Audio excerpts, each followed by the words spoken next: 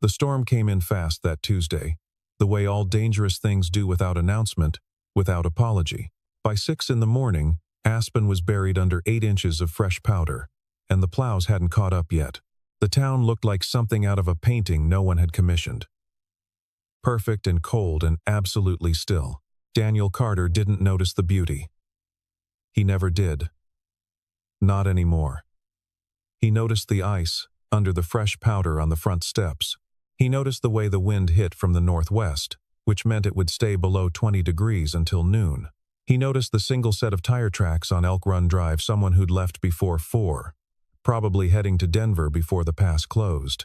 He was a man who noticed things. 12 years in naval special warfare had made sure of that. He was also a father. And that morning, like every morning, that mattered more. Part 1. Routine. Daniel was awake at 5:30. He always was. The alarm was set for 6, but his body had stopped listening to clocks sometime during his second deployment, when the difference between sleeping and waking had become a matter of survival rather than preference. Now it was just habit, the kind that didn't have an off switch. Some mornings he tried to imagine what it would feel like to wake up without that reflex, to come out of sleep slowly, ungathered, the way civilians described it, gradual and soft, consciousness assembling itself in its own time. He could not quite manage it. His mind arrived fully formed and already working, like a machine that had never been taught to idle. He lay still for exactly 3 minutes, staring at the ceiling, listening, wind against the north-facing windows, the furnace cycling on, a creak from upstairs that meant Lily had turned over in her sleep but hadn't woken. He knew her sounds the way he'd once known the sounds of a forward operating base, cataloged, weighted, constantly monitored. He got up without turning on the light. The house on Elk Run Drive was modest for the neighborhood, which in Aspen meant it was still worth more than he was comfortable thinking about. He'd bought it 4 years ago with the last of what the Navy had given him and what remained of Claire's life insurance, which was a sentence he'd never said out loud and never intended to. 3 bedrooms, a small yard, a kitchen that got decent light in the afternoons. It was enough. He'd stopped asking for more than enough. The ground floor had the particular quality of a space that had been organized by someone with military discipline and then slowly softened by someone 12 years old. His running shoes were by the back door, heels aligned. Lily's soccer cleats were underneath the entry bench, in a tangle with a forgotten library book and a purple elastic band, and something he couldn't identify from this distance. He didn't move any of it. He had learned that the small disorder of a child living freely in a space was not chaos. It was evidence. He made coffee on the old drip machine Lily had given him a French press for his birthday, and he'd tried it exactly once, declared it needlessly complicated, and returned to the machine and stood at the kitchen window watching the snow. It was still falling. The bird feeder in the yard was buried past its base. He made a note to clear it before school drop-off. At 6:40, he heard her on the stairs. The third step from the bottom always complained, and he'd deliberately never fixed it. Dad. Lily appeared in the doorway, still wearing her Broncos sweatshirt. Hair a wreck. 1 sock missing. She was 12 now. And sometimes that fact still blindsided him, the way she'd crossed some invisible threshold from child to something more complicated without his having been properly notified. "There's a sock crisis," he said. She looked down at her foot. "It'll turn up. It's been 3 days, Lily. I'm playing the long game." She dropped into the chair across from him and pulled her knees up. "Is it still snowing?" "Since midnight." She looked out the window with an expression that was purely pragmatic. "School's going to cancel." "They haven't yet." "They will." She said it with the calm confidence of someone who had access to information he didn't, which, as it happened, she often did. She had her mother's ability to read a situation and arrive at its conclusion about 3 steps ahead of everyone else in the room. Claire had called it intuition. Daniel called it pattern recognition. They had argued about the distinction, amicably, many times. He poured her a glass of orange juice and set it on the table. She wrapped both hands around it like it was something warmer. He didn't think about Claire every morning. He thought about her most mornings. There was a difference, and it had taken him 4 years to understand it. Grief wasn't a flood anymore. It was more like the snow. It could cover everything if you let it. Or you could just keep clearing it, a little at a time. And keep the path open. He kept the path open. He watched Lily pour juice that was slightly too much for the glass, and correct for it at the last second, the same precise adjustment, every morning, and understood again that the best of Claire was not lost. It had just changed address. "I'm going to the cafe," he said. "You'll be okay for an hour?" Lily gave him the look. The 12-year-old look that communicated an entire essay's worth of feelings about being asked that question. "Right," he said. "I'll be back by 8. His phone buzzed while he was lacing his boots. He checked it without thinking 4 years of civilian life, and he still treated every notification like potential intelligence. It was from Ethan Hayes. Ethan had been military police before he'd moved to Pitkin County Sheriff's Department. And before that, he'd been the kind of friend who showed up when you called him and didn't ask too many questions. They played poker together on the second Friday of every month and rarely talked about anything that mattered. The message was short. It said, "Someone was asking around about you. Denver. Could be nothing. Watch yourself today." Daniel read it twice. Then he put the phone in his jacket pocket and finished lacing his boots. He didn't respond immediately. Ethan didn't need a response. He'd sent the message, which meant he'd done his part. The watching yourself part was Daniel's responsibility. He stood up and looked around the kitchen with the kind of systematic attention he usually reserved for new environments. Entry points, sight lines, the window above the sink, which didn't lock properly and which he'd been meaning to fix. He'd known the name that went with this kind of attention for a long time, even before Ethan's message confirmed it. Marcus Voss. He hadn't said it aloud in 2 years. Names like that had weight, and he'd learned that keeping them unspoken helped keep them at a distance. Marcus Voss was the younger brother of Corporal Damon Voss, who had died in Helmand Province in 2017 during a nighttime extraction that went wrong in ways that still showed up in Daniel's sleep occasionally, uninvited. The official inquiry had cleared the team. The facts had cleared the team. Daniel had gone over every decision he'd made that night more times than he could count. The IED had been buried in a culvert that the advance team had cleared 3 hours earlier. Not the team's fault. Not anyone's fault in the clean, assignable way that the bereaved needed fault to be. But Damon Voss had been walking point, and Daniel had been the senior operator on the ground, and the calculus of grief didn't always follow the same logic as official inquiries. Daniel understood this. He had never been able to resent Marcus for it, which was not the same as believing Marcus was right. None of that had mattered to Marcus. He texted Ethan back. "Understood. Let me know if more comes in." Then he pulled on his jacket, called upstairs that he was leaving, heard Lily respond from behind her bedroom door, and stepped out into the cold. The snow was still falling. He paused on the front steps and looked up and down Elk Run Drive. A delivery truck 2 blocks north, working its way through slowly. A dog walker across the street, bundled to the ears. Nothing else. He walked to the cafe. It was 6 blocks. He knew each one with the specificity of a man who had been mapping his environment out of habit for over a decade. The gap between the Henderson's fence and the next property where a vehicle could idle unseen. The single dead street lamp on the corner of Durant and Original that created a blind spot at night. The loading dock behind the gear shop that faced the cafe entrance from an angle. He cataloged them not because he expected to need them, but because the habit of not knowing was one he decided not to cultivate. It was a minor cost. The alternative was more expensive. The town was quiet in the way that only happens when snow has been falling long enough to muffle everything. No traffic, no voices, just the soft crunch of his own boots and the faint sound of a plow working somewhere north of downtown. The air had that particular winter clarity that made everything look closer than it was, outlines sharp against the gray-white sky. The Snowfall Cafe sat on Durant Avenue between a gear shop and a bookstore that survived on stubbornness and tourist foot traffic. It had 16 tables, mismatched chairs, and a wood-burning fireplace in the back corner that the owner, a retired ski instructor named Pete Briggs, kept going from October through April regardless of what the weather was actually doing. The coffee was good. The pie was better. Daniel had been coming here since the week he'd arrived in Aspen. He pushed through the door at 7:15, and the warmth hit him like something physical. Coffee and wood smoke and the faint smell of cinnamon from whatever Briggs had in the oven.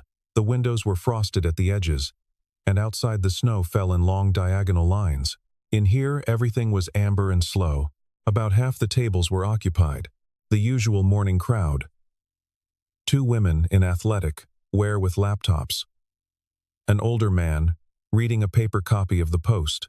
A young couple sharing a pastry in the kind of comfortable silence that meant they'd been together long enough that silence was okay.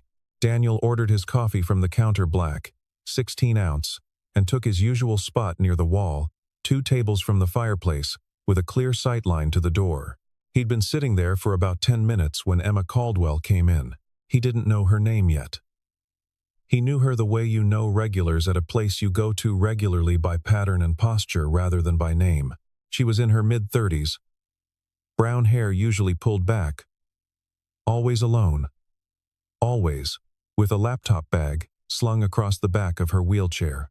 She had strong hands and a quality of focused attention that reminded him, oddly, of people he'd served with, not soldiers, but the analysts and interpreters who processed the information soldiers brought back, who had the ability to hold a lot of complexity without visibly distorting under its weight. She came in Tuesdays and Thursdays, usually ordered a cortado and whatever the day's scone was, and worked with the kind of concentrated efficiency that kept people from interrupting her. She tipped well. She never lingered after she'd finished what she came to do. She always positioned her chair so that she had a clear view of both the door and the rest of the room, which was probably just practical, given the logistics of navigation, or maybe it wasn't only that. Today she maneuvered through the door with practiced ease, shaking snow from her shoulders. The accessible table in the corner near the window was her usual, and it was open. She headed for it. They didn't speak. They'd never spoken. There was a certain unspoken agreement between regulars at a place like this. You recognized each other's presence and respected each other's solitude. It was, Daniel had always thought, one of the more civilized human arrangements. He turned back to his coffee and the window. He had 20 minutes before he needed to head back for Lily. He sat with the coffee and watched the snow, and let his mind do what it did when he gave it enough quiet. It organized. It filed. It ran through the morning Ethan's text, Lily at the table. The walk here, and separated the relevant from the background noise. The worry about Marcus Voss was low level, a hum rather than an alarm. He'd had low-level hums before. Most of them turned into nothing. Most of them, he was trying to decide whether to get a second coffee when the door opened again and everything changed. 3 of them came in. Daniel registered it without looking up directly. Peripheral vision. Sound. The way the temperature of the room shifted. The man in front was big, not in the soft way of someone who lifted weights for aesthetics, but in the dense, settled way of someone who'd been built by something less voluntary. Early 40s, close-cropped hair going gray at the temples, a scar along the left side of his jaw that hadn't healed cleanly. He wore a dark canvas jacket and moved with the particular looseness of someone who had nothing to be careful about. The 2 men behind him were younger. Followers, not thinkers. Daniel filed this. He didn't look at the man's face. Not yet. He watched the man's hands and his eyes, which told you more. The hands were loose at his sides, which meant he wasn't wound up yet but was ready to be. The eyes went around the room in a sweep that was too practiced to be casual. He was assessing exits and occupants. That was training, or something that had substituted for training. The 3 of them didn't go to the counter. They stood just inside the door, and the big man's eyes moved across the room and landed on Emma Caldwell. Daniel watched him walk toward her. "That's our table." The voice was flat. Not loud, he didn't need volume. He stood over her with his hands still loose, and his 2 companions flanking slightly, which was either habit or intention. Emma looked up from her laptop with the measured quality of someone who was choosing her response carefully. "There are 12 other open tables," she said. "I said that's our table." The room had gone quiet in the particular way that rooms go quiet when something has tipped past the possibility of being ignored. The 2 women with laptops had stopped typing. The man with the newspaper was very still. Behind the counter, Pete Briggs had his hand near the phone. Emma held the man's gaze. "I'll be here another hour. You can have it then." It happened quickly. His hand came off the table edge and caught the edge of her coffee cup, and the cup went over, and the coffee spread across her laptop keyboard in a brown wave. Hey, Emma's voice was sharp. Oops. He didn't move back. Accidents happen. Daniel had already set down his cup. He didn't cross the room quickly. Quick drew attention and raised stakes. He moved at the pace of someone going to help clean up a spill, which was more or less what it looked like from the outside. He was at the table before anyone had fully processed that he'd left his own. He stopped at a distance that was inside the zone where you had to deal with him, but outside the zone where he was in anyone's reach. He'd done enough of this to understand the geometry. Too far, and he was just a voice. Too close, and it became a negotiation of bodies before words, which changed everyone's options. Walk away, he said. His voice was quiet. He'd learned a long time ago that quiet landed harder than loud in most situations. Loud was noise. Quiet was weight. The big man turned. And something happened in his face, a flicker of something that crossed from surprise to recognition in the space of less than a second. Carter. His voice had changed. The flat control was still there, but underneath it something had ignited. Daniel Carter. Daniel met his eyes. He kept his hands loose at his sides. Walk away, he said again. 6 years. The man's jaw had tightened. 6 years I've been looking for you. And you're in a coffee shop. He said it with something that wasn't quite a laugh. You're in a damn coffee shop in Aspen, Colorado, drinking coffee like you don't have blood on your hands. This isn't the place, Daniel said. No? Marcus Voss took a step forward. Where's the place then? Where exactly do we do this? The two flankers shifted. Daniel read it. They were going to move on a signal. And the signal was whatever Marcus did next. He tracked them without taking his eyes off Marcus, which was a skill that took years to build and didn't have a formal name. Damon was 24 years old, Marcus said. His voice had dropped. It was almost intimate. 24 years old, and he trusted you to bring him home. I know how old he was. Then you know what you took. The right flanker moved first, a half step forward, and his hand going toward Daniel's arm. Daniel didn't wait for the grip. He turned into it, caught the wrist, applied pressure to the joint in a way that communicated very clearly what the next step would cost, and the man stopped. The whole thing took approximately 1.5 seconds and resulted in nothing more visible than a slight change in the flanker's posture. Marcus swung. It was a good punch. He wasn't untrained. But Daniel had moved before the swing completed, and the force passed through empty air. What came next was methodical rather than aggressive. Inside the reach, controlling the punching arm, pressure applied to a point just below the shoulder joint that created the kind of pain that produced immediate compliance without damage. Marcus made a sound that wasn't quite a word. Don't, Daniel said. He held him there for exactly long enough to establish the point. Then he released. Marcus stepped back, breathing through his nose. The two flankers had not moved. Daniel looked at them, and they made the correct calculation. Sit down, Daniel said, or leave. Those are your options. He meant it for all three of them. He meant it with every calm and deliberate ounce of 12 years of operational experience, which was sometimes the only language that certain conversations understood. Marcus Voss looked at him for a long moment. Then he turned and walked out, and his companions followed. The door closed. The room was very still. Daniel picked up a stack of napkins from the dispenser on Emma's table and set them beside her laptop. For the keyboard, he said. She looked up at him.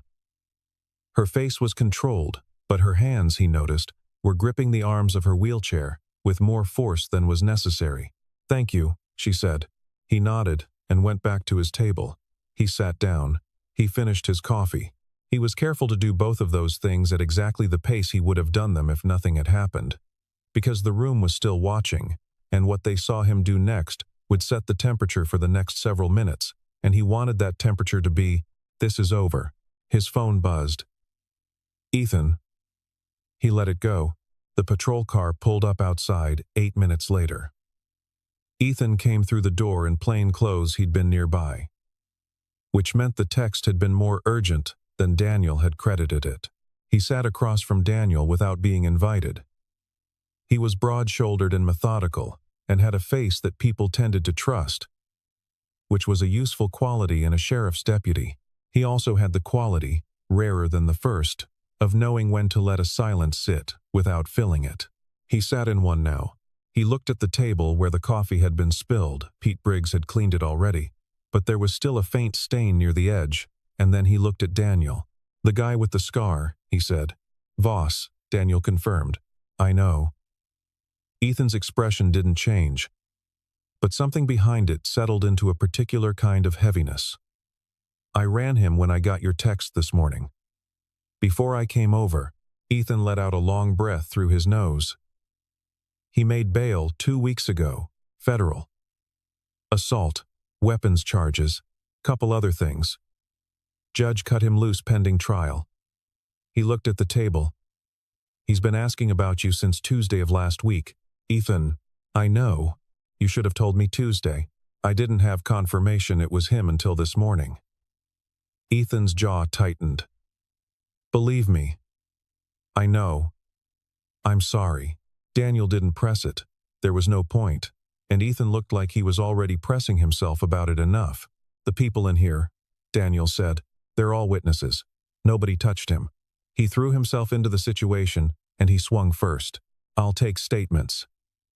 Ethan glanced toward the counter, where Pete Briggs was talking to a uniformed officer. "The woman in the chair?" He went for her first. "Spilled her coffee. Deliberate. What's her connection to Voss?" "None that I know of. Wrong table, wrong morning." Ethan was quiet for a moment. Then he said, "Daniel. He didn't come here for her. No, he came here for you, which means he knew where you'd be." Daniel had already worked that out. He'd been sitting with it for the last 8 minutes, turning it over. The cafe was not a secret, but it was a routine, and someone had to have established that routine for Voss, either through observation or through information. "I need to pick up Lily," he said. "Go." Ethan stood. "Don't go anywhere else today. I'll come by the house tonight." He paused. "And Daniel?" "He's going to escalate. That's what this was, a first move. He wanted you to see his face." Daniel looked at the window. Outside, the snow was still falling. He went to pick up his daughter. School had, as Lily had predicted, canceled. She was sitting on the kitchen counter when he got home, eating cereal directly from the box and reading something on her school tablet, feet dangling in mismatched socks. She'd found a second one, purple, which didn't match the green one she was wearing. "You're back early," she said. Cafe wasn't happening. He hung up his jacket. "What are you working on?" "Book report. The Giver." "How is it?" "Dark." She considered the box of cereal. "Also good." Both at once. He made himself a second coffee and leaned against the counter.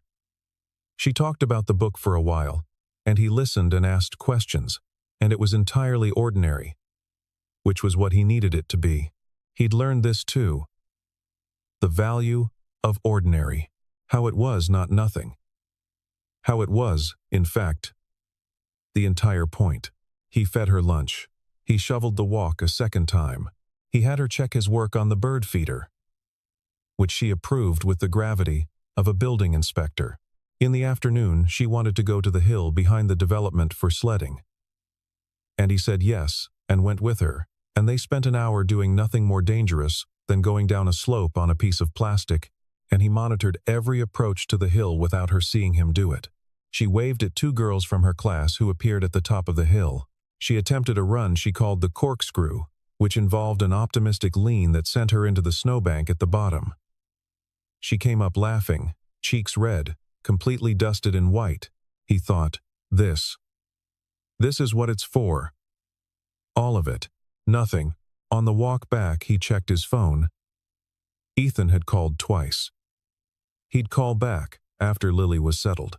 It was at the front door that he noticed the footprints in the snow at the side of the house, single set, coming from the east side of the yard, stopping near the kitchen window, and then retreating the same way. Boot treads, large, recent.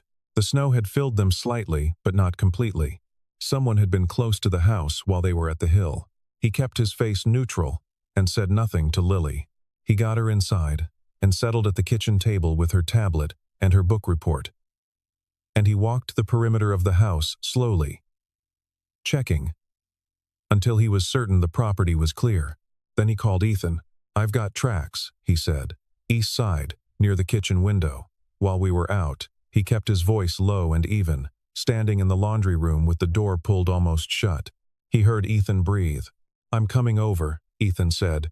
"Give it an hour. Let Lily get into her routine." He paused. "And Ethan?" This was a message. He wanted me to find them. "Yeah," Ethan said. "I know." The next 48 hours were quiet in the way that a rope goes quiet right before it snaps. Marcus Voss did not appear. He did not approach. He left no further footprints near the house, sent no messages, made no contact, and it was precisely this silence that told Daniel everything he needed to know about the man. He was patient, he was methodical, and he was not interested in a confrontation. Not yet. He was interested in information. Ethan ran the surveillance footage from 2 businesses near the cafe. Voss had been on Durant Avenue at 6:50 in the morning before Daniel had arrived, positioned where he could see the door. He'd been watching for him. That meant he'd established Daniel's routine, which took time, which meant he'd been in Aspen for more than a day before making his approach. "He let you see him," Ethan said, sitting at Daniel's kitchen table with a cup of coffee going cold. He could have picked a different time, somewhere less public. He chose the cafe deliberately. He wanted a reaction. Daniel turned the coffee mug in his hands. He wanted to see how I'd respond under pressure. Whether I'd make mistakes. Did he get what he wanted? Daniel thought about this. "He learned that I don't panic," he said. Which is information. It changes how he'll approach the next step.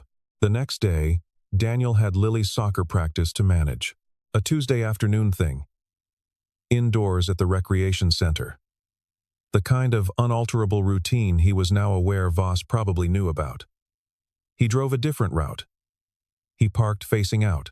He sat in the bleachers at the end nearest the door and watched the field and the entrances simultaneously. And let Lily run drills with her team while he worked through the geometry of the situation. The coach, a woman named Darcy, who had run this program for 15 years and had the easy authority of someone whose competence was obvious without being announced, put them through set pieces for the first 40 minutes. Lily was good. Not the best on the team, but she had her mother's spatial awareness, the ability to anticipate where people were going to be 3 seconds before they got there. He watched her cut a pass across 2 defenders who hadn't started moving yet, and the girl who received it had to sprint to catch up, and Lily's expression when the ball landed was the quiet, contained satisfaction of someone who'd calculated correctly and wasn't particularly surprised that she had. He thought, "There it is. That's Claire." Right there. He kept his eyes moving back to the entrance. He spotted the car at 417, a gray pickup, older model, parked across the street from the rec center entrance. The engine was running, the exhaust visible in the cold air. 1 occupant. When Daniel came out to move to a better vantage point, the truck idled forward a half block and stopped again. Not trying to hide. Testing. Watching to see what Daniel would do. He went back inside. He called Ethan, described the truck and the partial plate he'd caught, and waited while Lily finished practice. She came off the field flushed and talking about a play she'd run in the second half, and he listened with genuine attention because she deserved genuine attention, always, regardless of what else was happening. The truck was gone when they came out. That night, after Lily was in bed, he sat at the kitchen table with a yellow legal pad and worked through what he knew. It was an old habit. The act of writing it out changed something in how the brain processed threat. Made it concrete, made it manageable. He wrote in a shorthand that wouldn't mean much to anyone else. Initials, arrows, times, question marks. He drew the cafe layout from memory.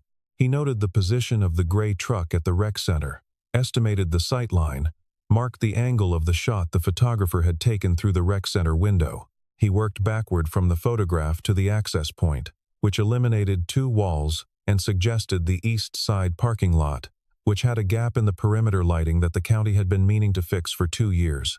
He knew about that gap because Lily had told him about it. She'd said the lot was creepy at night, and she didn't like cutting through it after late practice. He underlined the gap in the lighting, added a question mark next to it, and then crossed the question mark out. It wasn't a question anymore.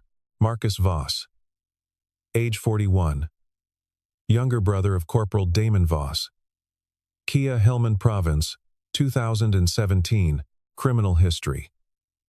Assault with a deadly weapon, illegal firearms possession, suspected involvement in 2 other incidents that hadn't produced charges, 6 years of carrying something that had curdled into this. The problem was not that Marcus was dangerous. Plenty of dangerous people existed and went about their lives without becoming a threat to any specific person. The problem was that Marcus was damaged in the particular way that grief without outlet could damage a person, and he had decided, with the terrible clarity of the obsessed, that Daniel was the cause, and that the cure was something that couldn't be filed or appealed or negotiated. Daniel understood this.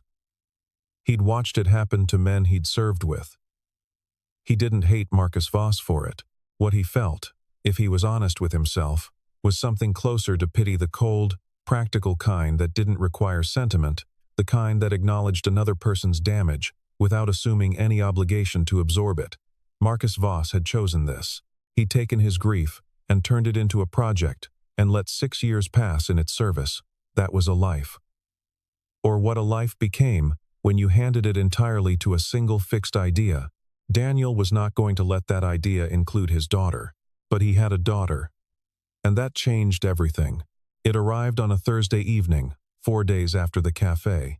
Daniel was shoveling the walk after dinner when he found the envelope at the base of the mailbox post, half buried in snow, as if it had been placed there rather than delivered. His name was written on the front in block letters. No return address, no stamp. He didn't open it outside. He went in, left his boots at the door, washed his hands, and checked that Lily was upstairs before he opened it at the kitchen table. It was a photograph. Lily at soccer practice. Shot from outside the rec center through the window. The angle suggesting someone at ground level, slightly below the sill. She was mid-run, laughing at something out of frame, completely unaware. The photo was slightly underexposed, which meant it had been taken in the late afternoon. 2 days ago, below the photograph, in the same block print.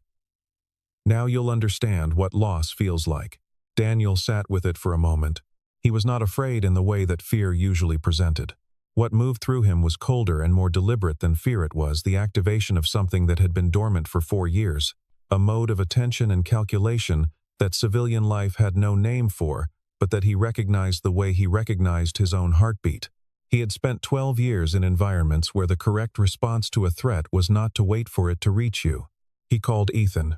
He sent him a photo of the envelope and its contents. While he waited, he made himself a glass of water and drank it standing at the sink, looking out the window at the dark yard. He ran through the timeline again. 4 days since the cafe. Voss had had the photograph developed or printed somewhere. There were only 2 places in town that did it, and he'd bet it was neither of them. The image quality and paper stock looked like a home inkjet job, which meant Voss had a printer and a base of operations, which meant he wasn't running a one-man operation out of a motel room.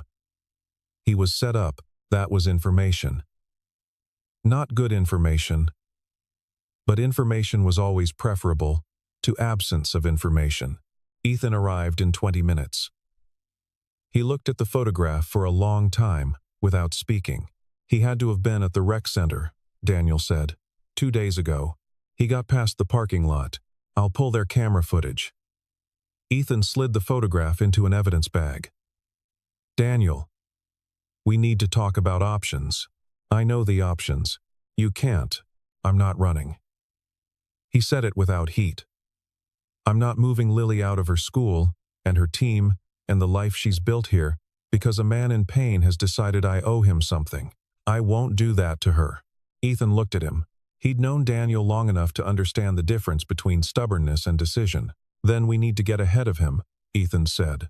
That's what I've been thinking about. Daniel stood and went to the window. The yard was dark, the snow lit faintly blue by the neighbor's porch light. He'd already checked the perimeter twice since dinner. Upstairs, he could hear Lily moving around in her room, the creak of the desk chair, the low sound of the audiobook she listened to while she did homework. Normal sounds. Safe sounds. He was going to keep them that way. There's something else, he said, still looking out the window. The woman from the cafe. Caldwell. I think she knows more about Voss than she was letting on. He turned. The way she looked when he walked in, she wasn't surprised.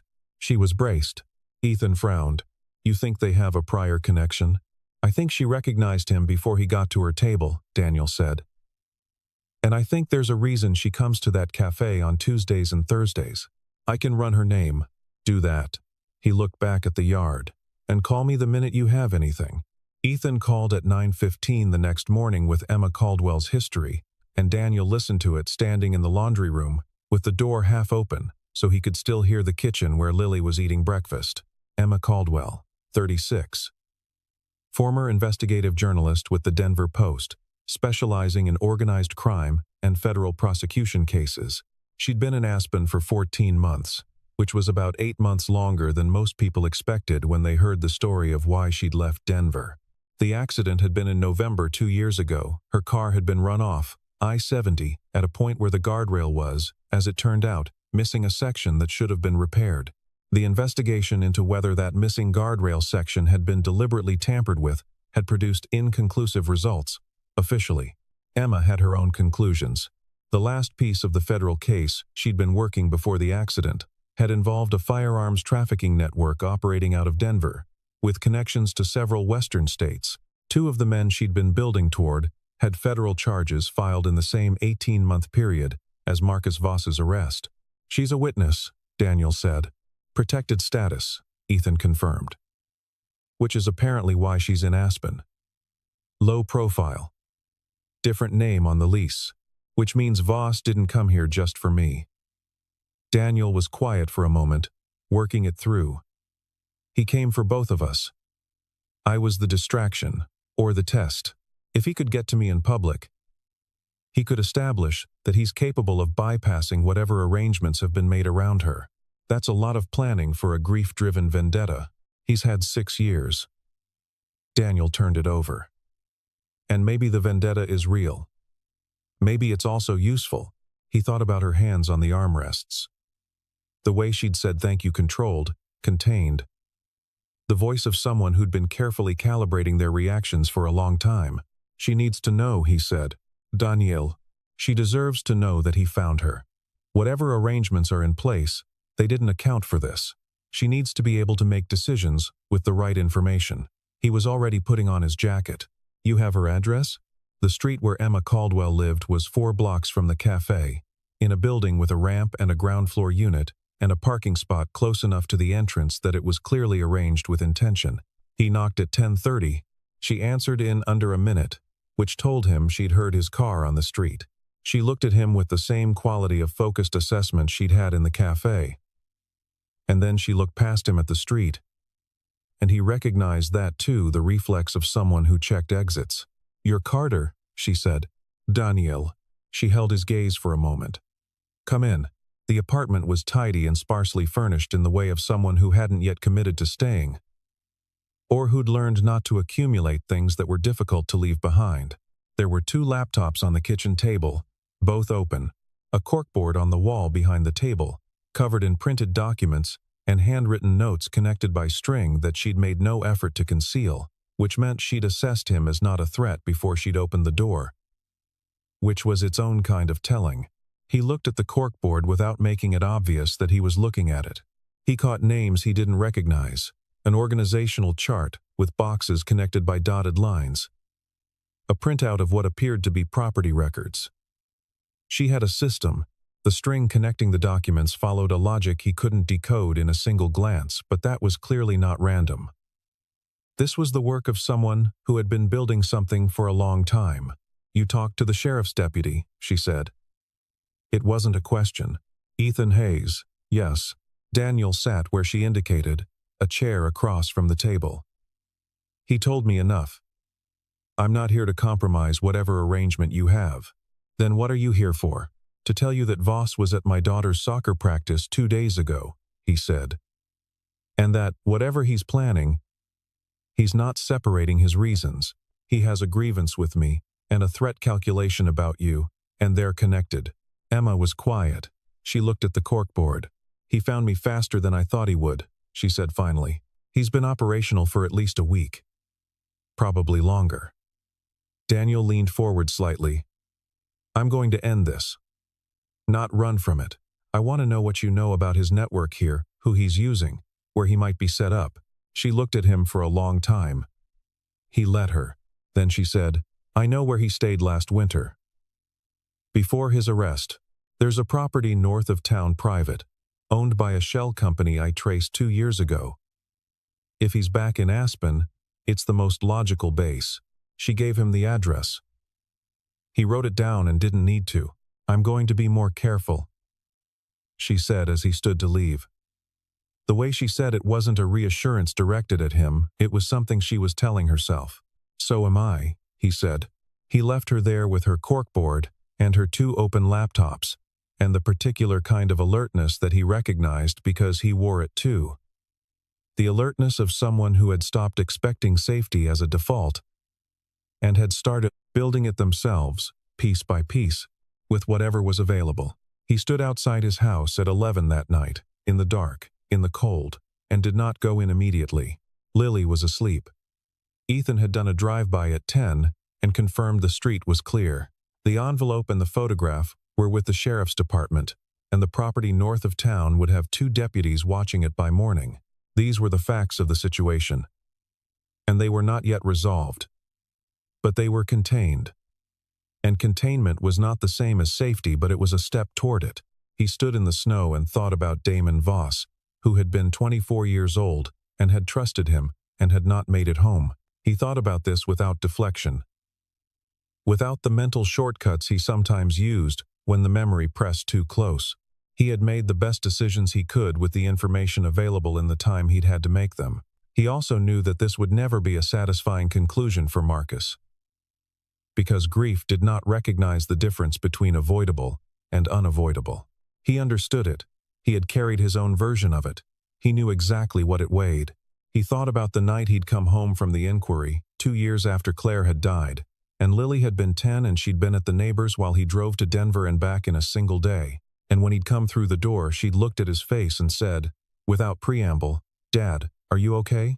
And he'd said yes, and she'd said, you don't have to say yes. And she'd been 10 years old, and it had been the most devastating thing anyone had said to him in years. He'd sat down on the kitchen floor right there in his jacket, and she'd sat next to him, and they'd stayed like that for a while, not talking, just present. He'd made his peace with Helmand as much as peace was possible. What he hadn't made peace with was the idea that the consequences of that night could reach forward through 6 years and touch his daughter. He thought about the photograph. Lily mid-stride, laughing, completely herself, completely unaware she was being watched. There was something in the image, something the person who took it had probably not intended to communicate, that was pure and specific and irreplaceable. The world contained people like Lily, and it also contained people like Marcus Voss. And the distance between those 2 facts was the entire argument for what he was going to do next. That he would not allow. The question of what came next, how Voss moved, how quickly, whether the property north of town was the right thread to pull, was a question for tomorrow, and he'd learned in 12 years of operational work that the discipline of not solving tomorrow's problems tonight was not passivity. It was the correct allocation of resources. Tonight, he needed to sleep. He looked up at Lily's window. The light was off. He listened and heard nothing but wind and the faint sound of the neighbor's wind chime. He thought about Emma Caldwell at her kitchen table, with her corkboard and her careful eyes and her 2 open laptops, building the same kind of contained, methodical case she'd apparently been building since before she'd ended up in a wheelchair on a mountain road in November. There was something he recognized in how she'd assessed him, how she'd decided, how she'd spoken without ornamentation. She had the quality of someone who had decided, at some specific point, to stop being frightened of what was frightening her and start understanding it instead. He knew something about that particular transition. He'd think about that at a different time. Right now he had enough on the immediate ledger. He thought about Claire, briefly and without pain, just the fact of her, the specific weight of that particular absence, which after 6 years had a shape he recognized and could carry. He looked at the yard. The snow was clean. He'd shoveled the walk before dinner, and it had filled in a little since, but not much. The bird feeder was visible now. The weight of the fresh powder on its roof. He went inside. The cold had gotten into his collar and his fingers. He registered this the way he registered most physical discomfort, as information, not complaint. Temperature, dropping.